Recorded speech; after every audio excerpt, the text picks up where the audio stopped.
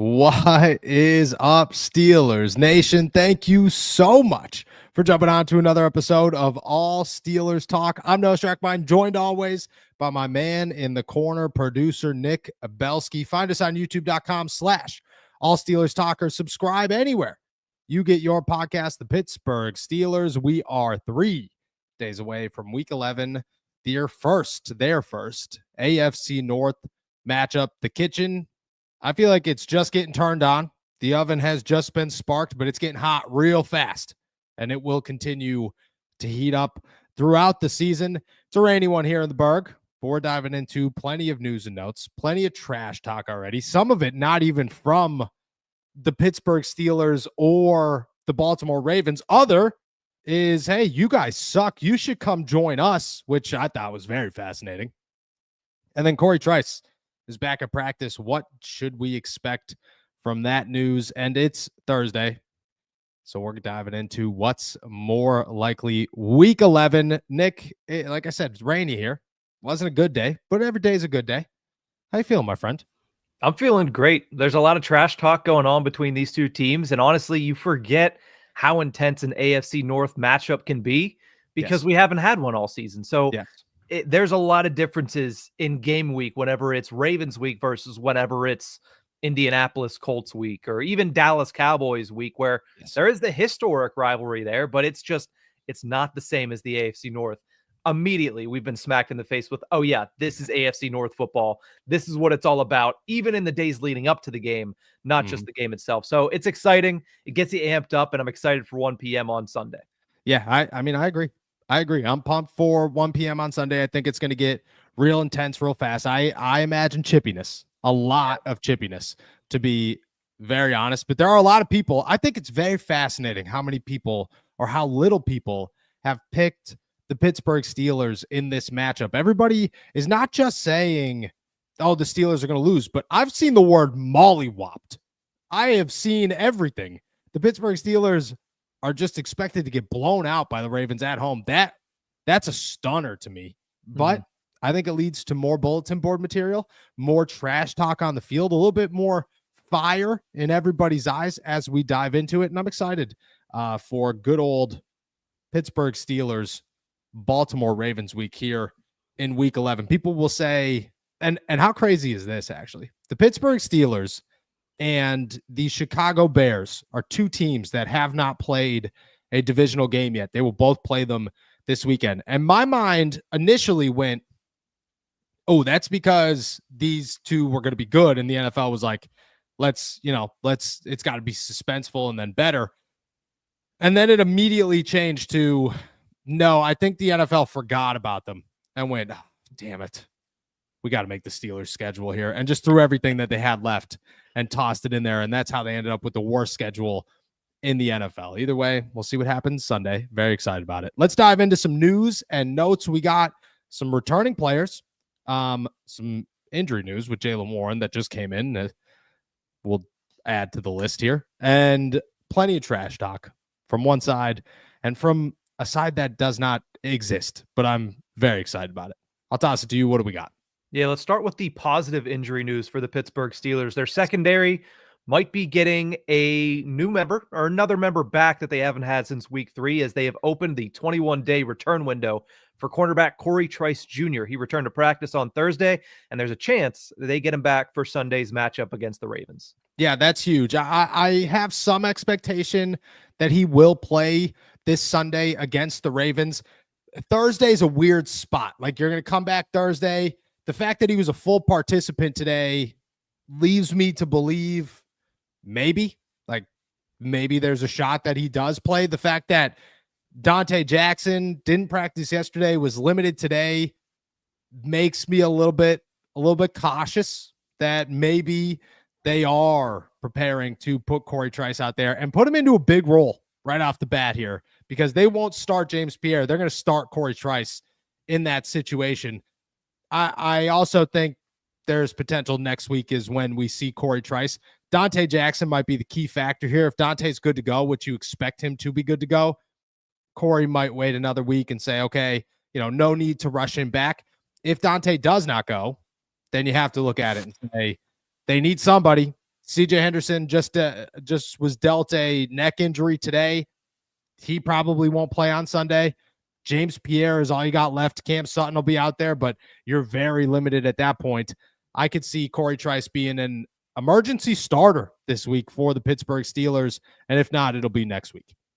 There was not all good news for the Pittsburgh Steelers on the injury front, as running back Jaylen Warren, due to a back injury, did not practice today. He wasn't on the injury report yesterday, so some bad news coming up from the running back room for the Steelers. Yeah, you have to imagine that's something that either popped up real late last night or that it popped up today before practice or early in practice, where they said, okay, we got to pull him. Not good news for the Steelers at all. They just got healthy in the backfield. Najee Harris is dealing with an ankle injury that is definitely going to bother him for a couple of weeks. He's going to play through it, but it's going to bother him for a couple of weeks. Cordero Patterson just returned from an ankle injury. It has been injury after injury after injury for the Steelers running backs this season. Not good. And Jaylen Warren has taken the biggest blunt of these hits and has dealt with 3 injuries now at this point in the season. Not great for Jaylen Warren. Tomorrow's a big day. If he practices at all, he might be good to go. If he is a non-factor tomorrow, he'll be out. The Steelers will turn to Cordell Patterson, Najee Harris, and probably Jonathan Ward again, I would imagine. But not a good sign for the Pittsburgh Steelers. Yeah, 3 injuries already this season. 3 separate injuries already this season is the last thing you want to see from Jaylen Warren, who coming into the year, we talked about it, is a guy that they expected to take that next step. And you saw him start to do that against the Commanders, right? He was the leading rusher for the Pittsburgh Steelers. He was the guy that they could feed a little bit more to get through that Commanders rushing defense. And this comes down on a Wednesday and a Thursday. It's not what you want to see. Do you think that changes? Do you think the 3 injuries this season change your mind at all about his potential coming back next season? Maybe not about coming back, but maybe about how much you're planning on featuring him next year. Mm-hmm. So changing who could be the second running back, because they don't think that potentially they could kind of rely on him to stay healthy throughout a full season. Yeah, I agree. I look at it right now and say Jaylen is not the starter in 2025, even though we thought he was going to be the starter in 2025, simply because you got to stay healthy, and he's not healthy right now, and he's a little dude, so you take a beating on that body. They say constantly, like, smaller players don't handle injuries as well. You got to hope that that's not the case with Jaylen Warren. Let's go over to a little bit of trash talk that's coming from outside of both organizations. Obviously, Mike Tomlin's comments on Tuesday about Diontae Johnson sparked a lot of controversy, sparked a lot of commentary, and part of that was from former NFL general manager Michael Lombardi, who on his Lombardi Line podcast talked a little bit about Mike Tomlin's comments and saying that they were intentional. Quote, "He's not the least bit worried about this guy at all. Let's be clear here. He hasn't seen him on tape. He knows who he is. He didn't like him as a person or as a player." That is a very damning statement from Michael Lombardi on the thoughts of Mike Tomlin about Diontae Johnson. Yeah, there are certain things, and I'll just, as I do here, so I'm comfortable when I say this, there are certain things that you listen to from people who claim that they know everything that goes on in the NFL. Then there are certain things where you look at it and say, dude, shut up. And I hate to be that guy, but dude, shut up. Mike Tomlin loved Diontae Johnson when he was a Pittsburgh Steeler. He didn't like him the last year and a half. Diontae kind of hit that point where there was more wrong. There was more negative than positive that was coming from Diontae Johnson. But you don't ink this guy to a long-term deal. You don't get rid of guys like Juju Smith-Schuster, to say Diontae sucked and there's no worry here. And no. The Steelers had a ton of respect for Diontae Johnson. Mike Tomlin had a ton of respect for Diontae Johnson. It hit a point where you had to choose between Diontae and George Pickens because you had one cancer in the locker room and another cancer in the locker room. And quite frankly, the second cancer is George Pickens, and you're not getting rid of George Pickens. If you're picking between Diontae, who's on the final year of his contract, or George Pickens, who's 23 years old, you're picking George Pickens every single time. That's what it came down to. It did not come down to Mike Tomlin didn't like Diontae Johnson as a player. No, Mike Tomlin loved Diontae Johnson as a player. Diontae Johnson is the most open wide receiver the NFL has seen since Diontae Johnson has come into the league. That's who he is when he's at his best. He's not doing much in Baltimore, but those words were simply, look at dude, I'm not trying to make a mountain out of a molehill. It probably was a little bit of a jab at Diontae, but it was just that. It was just simply, I don't care, move on. It was not, I hate this guy. He sucks as a player, because that's the part of it. He doesn't suck as a player. The Steelers know he doesn't suck as a player, but you don't know what they're not going to do? Draw attention to a situation that they don't want to get any bigger. So that's what it comes down to. Sometimes people just spew stuff, man. And Lombardi loves to spew stuff from time to time. And that's what this is. This is simply, I need to get some views. Let's get some views. And some people might say, no, that's coming out of your mouth. Yeah, it is, because this one's ridiculous. It just goes too far. There are some things that just go too far. This is simply it. Yeah, I mean, Mike Tomlin is notoriously one of the biggest player coaches in the entire National Football League, one of the most well-liked coaches in the NFL. He doesn't get that way by saying that he dislikes a person and a player. Like, he didn't dislike Diontae, and obviously everybody talks about what he said Tuesday. I think it's more so, hey, this guy has 3 targets in 2 weeks with the Ravens. I'm more concerned about stopping Mark Andrews. I'm more concerned about stopping Derrick Henry. I'm more concerned about stopping Zay Flowers than I am a guy that they have barely featured in their offense for 2 weeks after trading him for a very low draft pick. Yeah, he couldn't even look at Mike Tomlin's the guy that when you ask, hey, how has Lamar improved? He said, I don't know. You got to ask them. Like, you know, dude, you watched the film, you know what Lamar is getting better at, but you're not going to give the attention there. That's all that was. Was it a jab? Probably a little bit. Probably. Hey, was it? Yeah. Was it this intentional and this big and this blown out and should be this big giant issue? No, dude, let's relax. It's not that big of a deal. Sometimes you gotta tell a guy to shut up. In this instance, just shut up. There's just no need to carry on like this. We got one final news and note for today. Obviously, everybody has seen a lot of the clips from Marlon Humphrey's Punchline podcast this week with special guest DeShon Elliott of the Pittsburgh Steelers.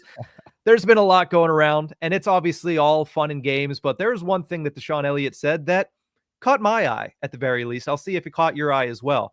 DeShon said, quote, every away game we've had, the Steelers Nation is there. It's 60-40 every away game we've been to. It's crazy. I've never seen it before, so the fans are wild, you know? Honestly, in God's name, hopefully I'm here until I retire. I would love to play here. So, hey, you had your chance. If at the end of your career you ever decide to come over, and then was immediately cut off by Marlon Humphrey. So DeShon Elliott trying to recruit some Ravens secondary members to come over and join the Steelers on this side of the rivalry. Yeah, if you're going to recruit anybody from Baltimore and it's not Lamar Jackson or Derrick Henry, this is a pretty good one to recruit. I mean, Marlon Humphrey has had the Pittsburgh Steelers number for years now, and if you're going to bring somebody over, you might as well bring the guy that beats you, and he's the guy that beats him. It's not Lamar Jackson who beats the Pittsburgh Steelers. It's Marlon Humphrey who beats the Pittsburgh Steelers. That'd be a good one to add. I'll say DeShon Elliott in that podcast was hilarious. Yeah. Took a lot of jabs, man. Caught a lot of heat for what he said about the Miami Dolphins. And I'm talking a lot of heat for what he said about the Miami Dolphins. And maybe it's true. Maybe it's, I don't know. I hope that DeShon is just simply a guy who just speaks. He doesn't care. If I looked like DeShon Elliott, hit like DeShon Elliott, was as scary of a human being as DeShon Elliott, I'd probably say whatever I wanted to. I'd probably walk around going, yeah, dude, you're soft. I can't say it. I'm 5'8". Like, I'm not, you know what I mean? I'd call somebody soft, but I better get ready to get into a bar fight. And I don't want to do that. So it's a different situation. If you are that good, you know, you are that good. And I might have said this yesterday, but I'll say it today. I had somebody text me yesterday down in Miami and say, hey, is DeShon, could I label DeShon as a good player this season? And I said, I would label him as the second best Steelers defender this season. That's what I would do. He's that good. I mean, he look, you want to try to recruit Marlon Humphrey, go for it. Marlon Humphrey ain't never coming to Pittsburgh. That's the one place he's never going. You have to get the guys that are early. That's who you go after. The Isaiah Likeleys, the Zay Flowers, the Rashad Batemans, the anybody else on that defense, really. Anybody on that defense. There is nobody else. Nice. Who? Justin or Nnamdi Madubuike. would be nice. That would be nice. Right now. That would be nice as well. There's not anybody who's engraved in this rivalry deep enough on Baltimore's side outside of Lamar Jackson, Mark Andrews, some of the offensive linemen, and Marlon Humphrey. You could recruit any of the other ones, and I think you got a shot at some of them. Not Marlon Humphrey. Although it would be, if I had to pick Lamar Jackson number 1, Derrick Henry number 2, obviously, Marlon Humphrey's number 3 with ease.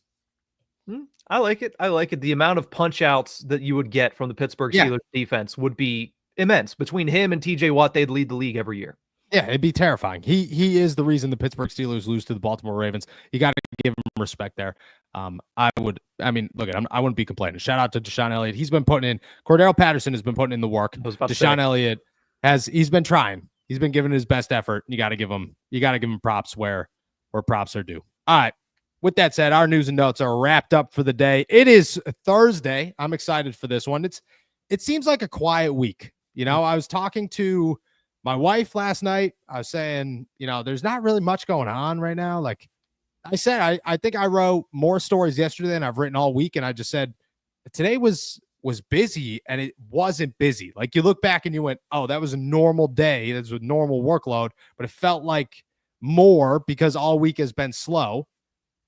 So I'm excited for these segments. I think that it adds more juice to these segments. I think when you don't have anything else to talk about, let's talk about some nonsense and bring it in here and see what we got. And with that said, I'm going to toss it to you. What's more likely? Pittsburgh Steelers, Baltimore Ravens, week 11. Let's get into it. What do we got? Yeah, right now you're looking at the Pittsburgh Steelers, who are thriving off of their passing game the last couple of weeks, and the Baltimore Ravens, who all season long have thrived on the best rushing game in the NFL. So I'll ask you this one. What's more likely? Russell Wilson throws 3 touchdown passes for a second consecutive week, or Derrick Henry scores 3 rushing touchdowns against the Steelers defense? Oh, this one might be even, to be honest. This might be neck and neck. Chances are Russ is going to throw for 3 touchdown passes. Chances are. I mean, I've said it 70 times this week. I'll say it 10 more times before the end of tomorrow. Baltimore's defense stinks. Their pass defense is worse. They are not good at stopping guys. And when you got to go up against, like, Marlon Humphrey's good. Marlon Humphrey's a slot corner. He's not big enough to go up against George Pickens. Kyle Hamilton's dealing with an injury. I mean, he's probably going to play, but still, it's not a good look for Baltimore. But at the same time, Derrick Henry's Derrick Henry, and the Pittsburgh Steelers run defense has struggled this season, seems to struggle all the time, every season anymore.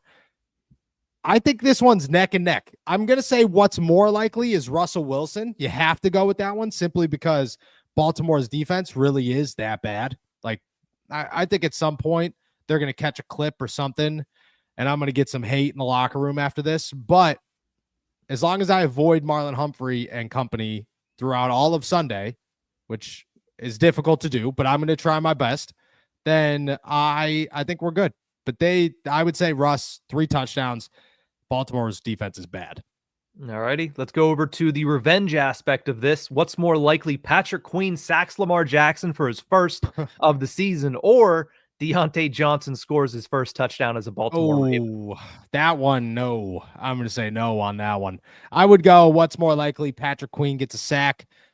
That's as difficult of a what's more likely as they come, because sacking Lamar Jackson is as difficult of a task as you could put on anybody, let alone somebody who doesn't specialize in rushing the passer, who doesn't get the opportunities to rush the passer. Like, the Patrick Queen sack is going to come with Lamar trying to, like, shimmy his way out of the backfield, and Patrick Queen's going to be spying him and say, all right, screw it, man.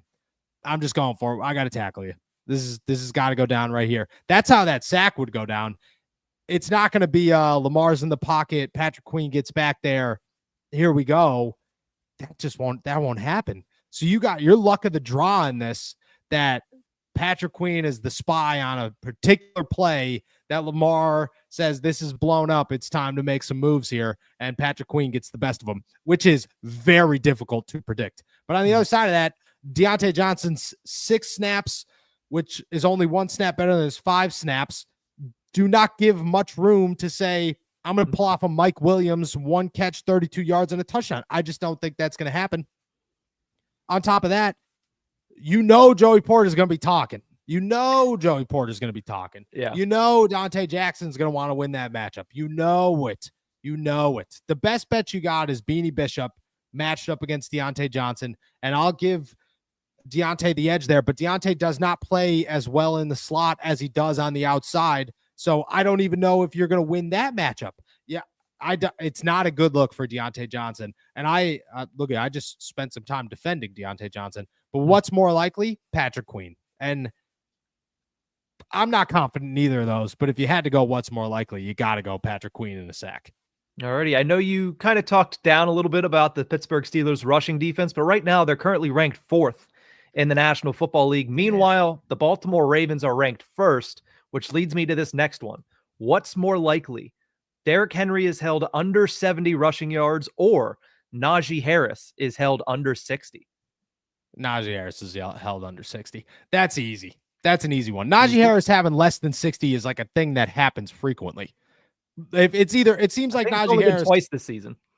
Out of 9 games, 300-yard games, so out of 6 games, wasn't he 56 last week, or was he 62? He might have been 62 last week. I still think like 53, but he's still okay. He's been held under 60 3 times this year. 3 times. 3 out of the 6 non-100 games are under 60. So if he has 100 yards, I mean, I just lost, and I'll take that. I'll own that. But Baltimore, their run defense is good. Their pass defense is atrocious. The run defense ain't bad. And when you got Roquan Smith, it's better.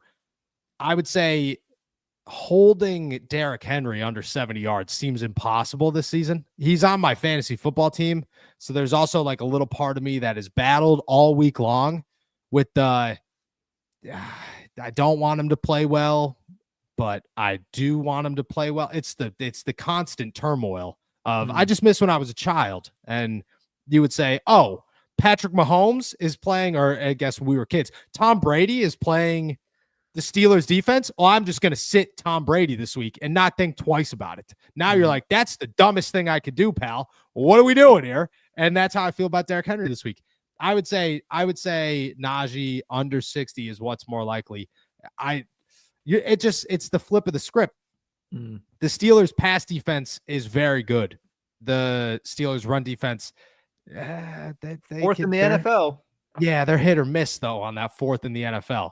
They are hit or miss on 4th. Well, I get that they're 4th in the NFL, but how many receiving yards did Bryce Hall have where he caught the ball on a check down and then took it 60 yards? Like, that's I would say that their level of competition hasn't been up to par. And when you give Tyrone Tracy 100 yards and a touchdown, you got me worried. Derrick Henry is 85 times Tyrone Tracy. I'm going what's more likely? Najee Harris.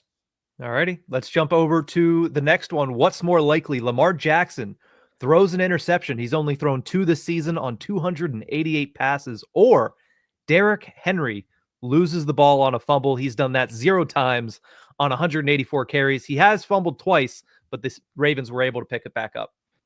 He's fumbled twice this season, but it hasn't been a turnover. Still fumble. Still fumble. That's surprising. What's more likely? You got to go Lamar. He doesn't play well against Pittsburgh. I don't know what it is. I don't know if it's the curse of the Steelers. I don't know if they just like really do know how to game plan against this guy. I couldn't tell you what's going on. But last year, what did TJ get hurt on an interception? Is that what happened in week 18, or was it was a weird play where he jumped up? But I don't remember. But I don't remember exactly what went down there. But that's how close these things come. And I think that you could get a hand on a football. It wouldn't surprise me if Patrick Queen came up with an interception. It wouldn't surprise me if Diontae Jackson came up with an interception. It's the guys that are looking for some revenge here that could come up with an interception. But I just think there's more bodies there to say, Lamar is going to get picked off than TJ Watt's going to punch the ball, because nobody else. It's Cam Hayward, TJ Watt, Nobody else is punching the ball out of Derrick Henry's hands. That's just like, that's not happening. There's not even a chance that DeShon Elliott, Minkah Fitzpatrick, Joey Beanie Bishop trying to punch the ball out of Derrick Henry's arms is like a small child trying to get this water bottle out of my arm. That's just not, it's never going to happen. So I would say Lamar Jackson. I will say Lamar Jackson has only played against Joey Porter Jr. once, and in that game, Joey Porter Jr. picked him off. So maybe JPJ for the third time in his career gets a pick. That's true, against OBJ. So shout out. Maybe this time against Diontae. You never know. That would be interesting. I got one more, and then we got a bunch in the comment section. So shout out to everybody who's dropped in a what's more likely. But this one is a who's more likely. Okay. Who is most likely to lead the Steelers in touchdowns this season, taking out passing touchdowns? So right now, the leaderboard goes as follows. Justin Fields has 5, because that's all rushing touchdowns. Yes. Najee and Pat Freiermuth have 3 apiece. George Pickens and Calvin Austin have 2 that counted. Darnell Washington, Mike Williams, Connor Hayward, Van Jefferson, and Russell Wilson all have 1. So of those names, or maybe somebody who's not on the list is going to shoot back up, who leads the Steelers in non-passing touchdowns this year? It's got to be George Pickens, right? Like that's got to be the answer is George Pickens. See, how would you? That guy's got 5 touchdowns if there are no penalties in football games. And to be honest, one of them, no, he wouldn't have scored on that play. The Broderick Jones in Denver was the weakest penalty of all season. But the Van Jefferson one, the pick was clear as day. So you got to get that one. It's got to be George Pickens. I mean, he's due a touchdown every other game from here on out. That's what you should expect from George Pickens. If Russell Wilson is throwing the football, George Pickens is probably going to come up with it on the other side of it. And there's a 50-50 shot that's touchdown at all times. So I would say George Pickens. Number 2 on that list is Najee Harris. Number 3, can I toss a curveball at you here? Please do. You'd only have to get to 3, right? That's all you'd have to do currently is to get to 3 to catch up. Mike Williams, I would say, finishes top 3 this season for non-throwing passing touchdowns for the Pittsburgh Steelers. George Pickens leads it. I'd say George Pickens finishes somewhere around, there's 8 more games left, somewhere around, if he's got 2, maybe 6 total on the season, maybe 7.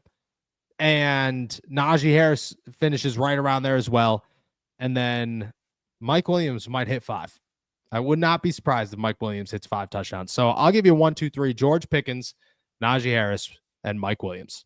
Well, if Mike Williams has 5, that's a tied for 3rd with Justin Fields, who's a leader in the clubhouse right now. True, very true. I don't know if there are going to be a lot of names who do not pass Justin Fields. And if you start breaking out Justin Fields packages, he might have another 1 or 2 in him. Yeah, he might lead the team in non-passing touchdowns this season. That is a real possibility. Let's not act like it's not. All righty, let's go to the listener. What's more likely? Starting with Steven, who says, what's more likely? Queen pancakes Jackson twice or another touchdown by Mike Williams? Oh, another touchdown by Mike Williams. Getting to Lamar twice is a lot of times. It's a lot of times to get to a guy like Lamar Jackson. And I think Patrick Queen is going to be juiced up for this one. He's going to be looking to go. But I would imagine Patrick Queen on Derrick Henry crime is something that happens more than Patrick Queen, Lamar Jackson crime. I would say Mike Williams getting another touchdown. That's a possibility. They're going to put him in precarious situations saying, hey, look at, let's go score here. We're on the 5-yard line. Mike Williams is 6'4". Throw it up, pal. You know, hey, there's the red line. Moonball, let's do it. Give social media something else to rave about. Boom, Mike Williams. I would say what's more likely is Mike Williams on this one. And I only say that because getting to Lamar twice is as difficult as it comes in the NFL for one singular player to do. Getting to him is one thing. Pancaking him, I mean, the guy, you got to hit him. You gotta, if you're getting a pancake, you're gonna have to get all of them, and people just can't do that. They just can't get all of Lamar typically. No, I've actually been told, and I won't name the player here, but I've been told that there are guys that like go to the sideline and start punching the benches because they're so aggravated at how they just can't get to Lamar. Like it's like physically pissing them off. So I would go with Mike Williams on this one. Let's go over to Dalton, who says, what's more likely to happen? Pat Freiermuth has 75 plus receiving yards, or Peyton Wilson has his second 10 plus tackle game of his young career. Oh, that's tough too. You got to go Pat Freiermuth. I don't know if I feel confident in that one, but you got to go Pat Freiermuth just because Peyton Wilson's snaps are going down. Landon Roberts is playing more. Patrick Queen is playing more. I mean, Patrick Queen's been playing like 100% of the snaps, so it's hard to play more, but he's playing. Landon Roberts is taking on a bigger role. Peyton Wilson's kind of taking a smaller role because he's a rookie. He's got development left to go. I would go Pat Freiermuth. 75 is a lot of receiving yards, but anything could happen, and I would say it's more likely that happens than Peyton Wilson gets 10 tackles in a game where, I mean, maybe he does, though. At the same time, if you're going to just talk it out here, you got to be looking and saying Peyton Wilson is a lot faster than Landon Roberts. You need somebody with speed to try to get to and contain Lamar Jackson. Maybe that's the move is more Peyton Wilson. I would still go Pat Freiermuth, but I think this one could go either way. I really do. I mean, conversely to your last point there, they also have Derrick Henry. You might want to have a Landon Robertson. That's what I'm saying. Like, yeah. Henry. And that's the problem that this Ravens offense poses right now is, you could go with the speed linebackers because Lamar is so electric.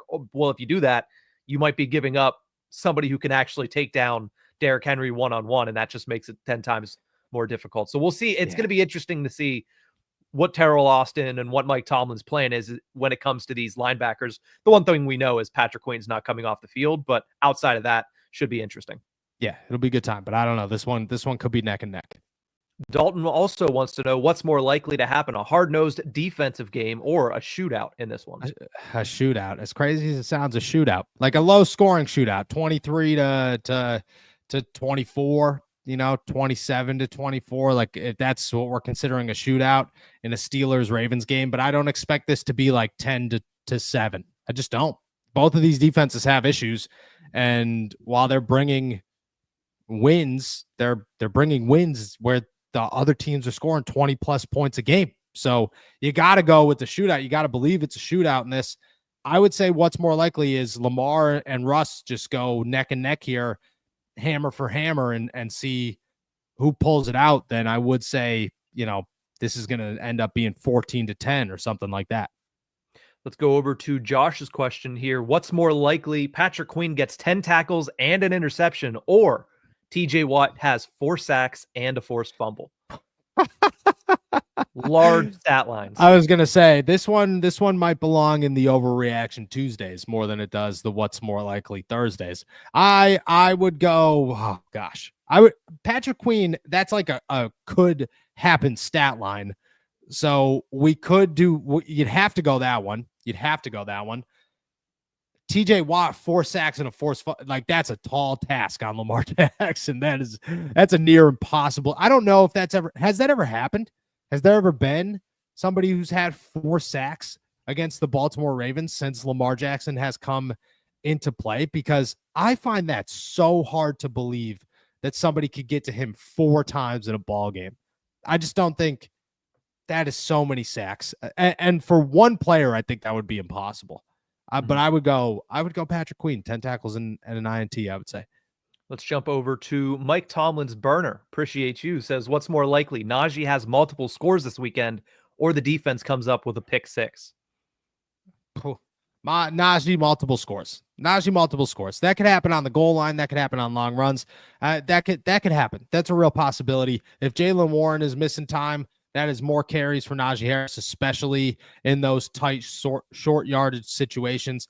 I would say Najee Harris on this one. A pick 6 is that's a lot. And like, could you imagine that again? Like, we're talking so much Lamar here, so many Lamar situations. If that's your last line of defense, that is the fastest line of defense in the end. Like, that is not Russell Wilson jogging you down.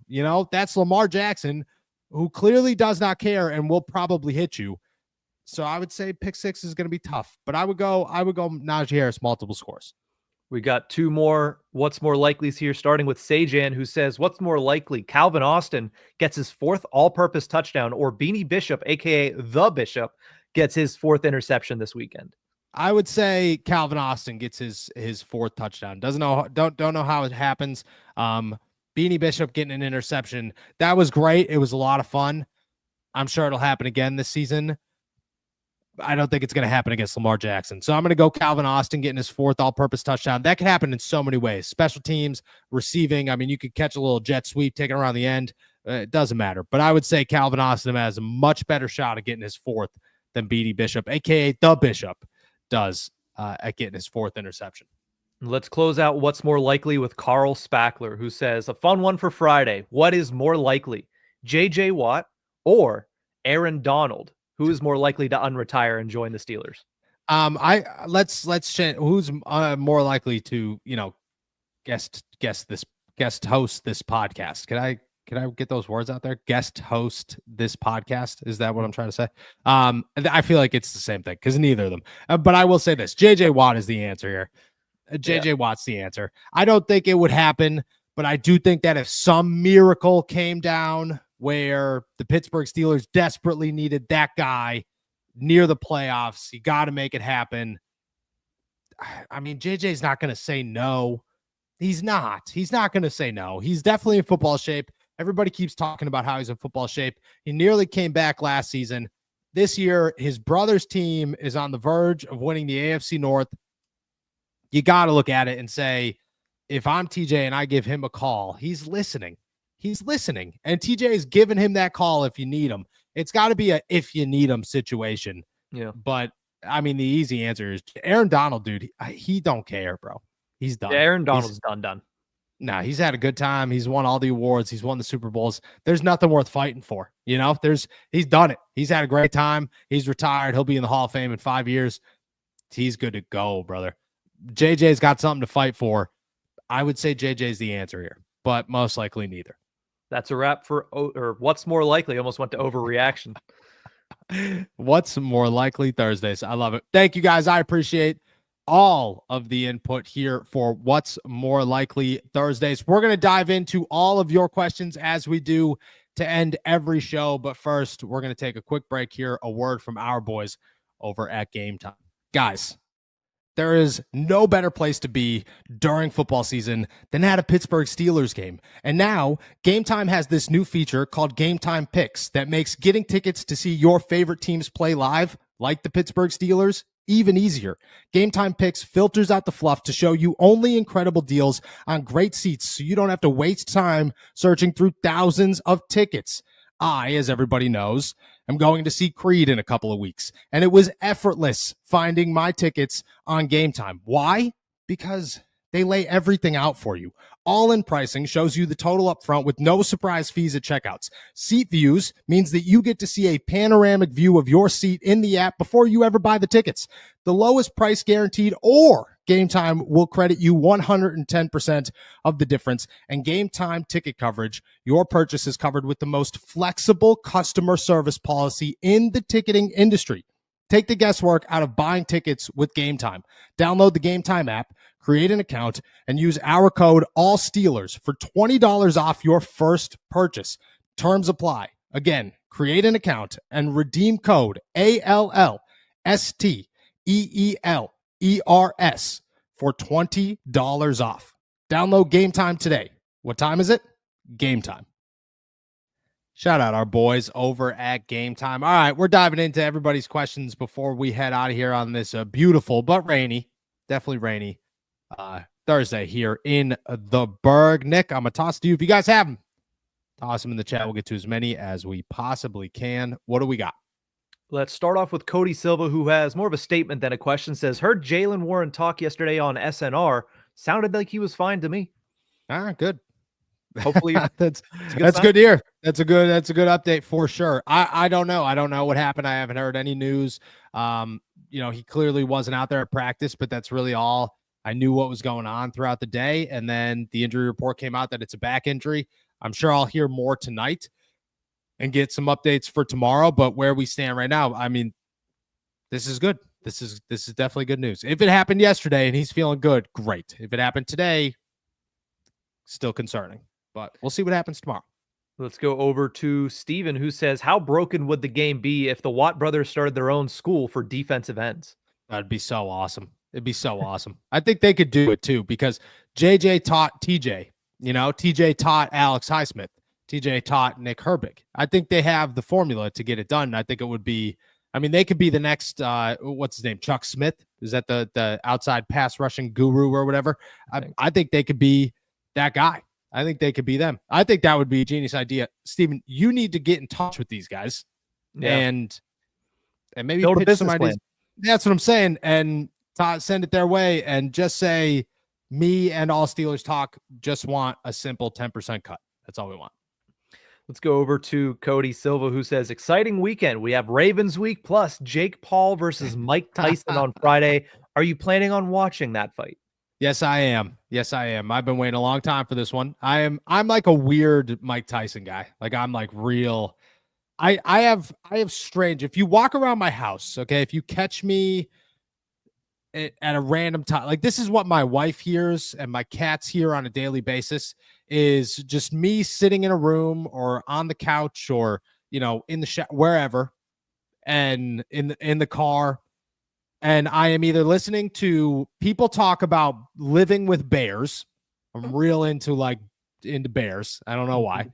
And then Mike Tyson's podcasts and podcast appearance. It's like my entire life. I don't know why. I think Jake Paul is going to smoke him, and that stinks. But I'm all about it. I love it. I hope Mike's okay at the end of it. But yeah, I got some steaks defrosting are thawing out right now for tomorrow. We got a nice new bottle of bourbon, and we're ready to go. We're ready to go for this Friday night. Yeah, hard to be not excited about a fight night, especially when Mike Tyson is fighting. So hopefully he has a good showing. That's all I'm hoping. That's all I'm hoping for. So I'm rooting for Mike, not expecting anything. Let's go over to Josh's question, which is, if the Steelers don't win a playoff game this year, is Mike Tomlin done, or will they keep him for the rest of his contract? No, they'll keep him for the rest of his contract. Mike Tomlin's here until he doesn't want to be here anymore. I know that that's not how everybody would run this team, but that's how the team is being run. So, yeah, he would be here even if he didn't win a playoff game. Let's go to Carl Spackler, who says, hey, Nick and Noah, the season is approaching. What are you two thankful for this year, and any end-of-the-year goals that you're pushing for? I appreciate this one. I mean, I'm thankful for everything. I'm very thankful for all of you guys. Obviously, this is my favorite thing to do every single day, Monday through Friday. And goals, I don't know, man. I don't know. I don't know if I have any goals. Just end the year strong. I feel good. I feel like I had a good, successful, long year. Got married, bought a house. Felt like the checklist was done. I'm ready to take a breather. I think that's what I'm ready to do. What do you got? Family, health, and Steelers football. Plain and simple. Beautiful. Tattooed right on the chest, actually. That's Nick's next tattoo is right across the chest. Family, health, and Steelers football. Love it. Yep. Let's go over to Chase, who says, do you guys think Nick Herbig actually plays on Sunday, or is Tomlin playing mind games with the Ravens? No, Nick Herbig's definitely going to play on Sunday. He was supposed to play last week. I think they just held him back because they didn't really need him out there. Now that Alex Highsmith is out, he will certainly go. He was a full participant the last 2 days. He'll be good to go and play on Sunday. Let's go to Josh's next question, which is, would you rank Chris Boswell higher than Justin Tucker in all-time kickers in the NFL? No. All-time? No. I mean, right now, currently, yes, I would say Chris Boswell is potentially the best kicker in football right now. But all time, Justin Tucker's the greatest kicker of all time, probably. But there's an argument to be made. I don't think Boz is in there, so I would say Justin over Boz over Justin this season. Let's go down to Timothy, who says, got a fantasy question for you. Do I start Russell Wilson this weekend, or do I start CJ Stroud? The Texans are they're visiting the Dallas Cowboys on Monday night this week. Yeah, I'm going Russ. I feel good about that one. I really do. CJ Stroud is also on my team, and he's been slacking. We're going to be honest. He's been slacking. Russ is moonball central. He doesn't turn the football over. So you gotta feel good about it. And Baltimore's pass defense, as we've said all week long, not good. So I would go Russell Wilson in this one. Let's finish it off with this one from Sajan. What was the all-time Steelers-Ravens game in your guys' opinion? This This question, I've gotten it all week, and it is so difficult to Mm. answer. I'll give you my favorite as a fan. Like I grew up, I'm only 28, I'll be 29 in 2 months. So my experience through this is not, very deep. But the Troy Polamalu interception was awesome. You know what I mean, against Joe Flacco. Yep. And then I don't know if anything, in my opinion, tops the AB stretch. The immaculate extension. Yeah, like that, just everything that was within that game, how that game turned out, everything that game meant to the playoffs, like that was the moment. That was a play that it just, the emotional roller coaster that everybody went on riding it or watching it was ridiculous. I would say that one for me is my favorite that I've watched, but I've heard some good ones. I've heard some great ones, and I would imagine there are better, but in my lifetime, the AB stretch is my go-to. Yeah, I'm biased, but 2008, the one you mentioned already, Polamalu takes it to the house on Joe Flacco. It's an AFC championship game, and that sealed them going to the Super Bowl. So it's hard for me to go against that, but also a regular season game when Polamalu came flying out of the air and strip sacked Joe Flacco. That's also another great one. That's one that I always go back to as well. So it's for me, first and foremost, Polamalu is my favorite Steeler of all time. So those are the moments that I gravitate towards, but certainly the 2008 AFC championship, just because the scale and the level of the play that he made in that game, I'm going with that one. Yeah, I agree. I still remember, I was 12 years old. So I knew what football was, but the emotions of a football game were just still brewing there. You know what I mean? Like you're like, heck yeah, but you're not ready to like punch a wall or something yet. You know what I mean? You're not crying at football games for the right reasons yet. You're just trying to impress people. Different. And I could still picture my brother sitting on the couch, who's older than me, losing his mind on that Troy ball. Like I could picture him jumping up, bag of chips went right up in the air. It was like a movie. It was awesome. And I was just like, oh yeah, let's go. And I had just, I felt it, I experienced it, but that was probably the greatest moment of his life. If we're gonna be honest, guys got kids. I would say if you asked him, that was probably it. That was right there, next to Santonio Holmes and the catch. Carl Spackler checks in, says, "What about Isaac Redman?" My favorite thing about Baltimore Ravens week, every single time, is Mike Tomlin for the past 10 years now. It's got to be 10 years now. Mentioning Isaac Redman, he gets a shout out every single time the Pittsburgh Steelers play the Baltimore Ravens for the first time during a season. Isaac Redman gets a shout out from Mike Tomlin. So, and it's always new guys. It's always like, I'll mention Isaac Redman to the Calvin Austins and the Beanie Bishops next year it'll be I'll mention Isaac Redman to this rookie and that, and you're just like, yeah, man, we got it. Isaac Redman is the go-to here. So shout out Isaac Redman. Yeah, and never forget, Kenny Pickett led a game-winning drive against the Baltimore Ravens. He did.